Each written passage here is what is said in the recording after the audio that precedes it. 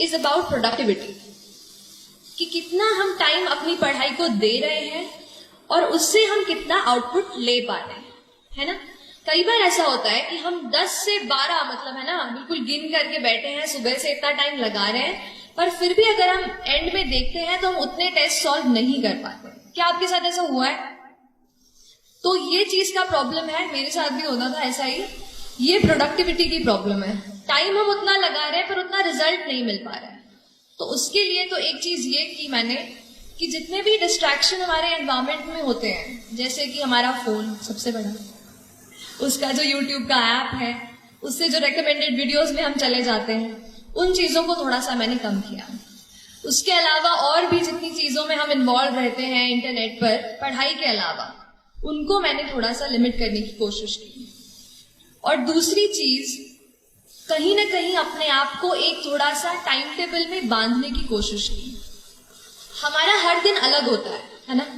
कभी किसी दिन पढ़ने का मन करता है, कभी किसी दिन पढ़ने का मन नहीं करता है, लेकिन फिर भी हमको एटलीस्ट 5 to 6 आवर्स मैं कहूंगी, अगर आप किसी भी एग्जाम की तैयारी कर रहे हैं, माफ कीजिएगा आप लोग पीछे बैठे हैं, मैं आपको देख नहीं पा रही हूँ, बट तो किसी कोई भी एग्जाम जो है वो 5 to 6 आवर्स आपको रोज मतलब मैं कहूंगी कंसिस्टेंटली आपको देने की जरूरत है ना।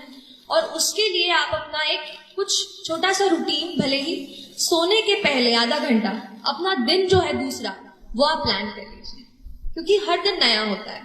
अगर एक दिन आप टाइम टेबल बना दिया यहाँ से यही करूंगा और एक वीक आप सोचो कि फॉलो हो जाए, तो मुझसे वो फॉलो नहीं हो पाता था।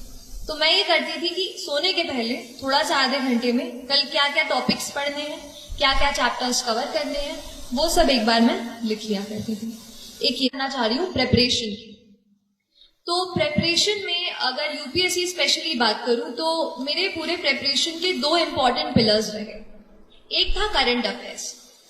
करंट अफेयर्स इसलिए एक इंपॉर्टेंट पिलर है क्योंकि ज्यादातर एग्जामिनेशन आप देखेंगे तो बहुत ज्यादा आजकल ना डायनामिक होती जा रहे हैं, कि वो ये नहीं जानना चाहते कि चलो शाहजहां ने बना दिया ताजमहल, वो तो हमें पता है, अब उसकी आगे की बात करो। तो अब जो डायनामिज्म एग्जाम में आ रहा है उसके लिए करंट अफेयर्स पे आपकी पकड़ अच्छी होनी चाहिए। और करंट अफेयर्स के लिए मैंने न्यूज़पेपर को जो है सबसे ज्यादा अच्छे से पढ़ा। पहले इंडियन एक्सप्रेस मतलब पहले तो द हिंदू पढ़ती थी, फिर जब इंटरव्यू मेरा पास आया तो फिर मैंने द इंडियन एक्सप्रेस भी शुरू किया पढ़ना। और जो भी आप हिंदी माध्यम में अगर कुछ बच्चे दे रहे हो तो आप उस तरीके के न्यूज़पेपर पढ़ सकते हैं, लेकिन न्यूज़पेपर आप हमेशा पढ़ें, क्योंकि न्यूज़पेपर बहुत ज़्यादा अपने आप को चीज़ों को समझने में, हमारे आसपास एनवायरनमेंट में क्या चल रहा है वो पता करने के लिए आपको हेल्प करेगा।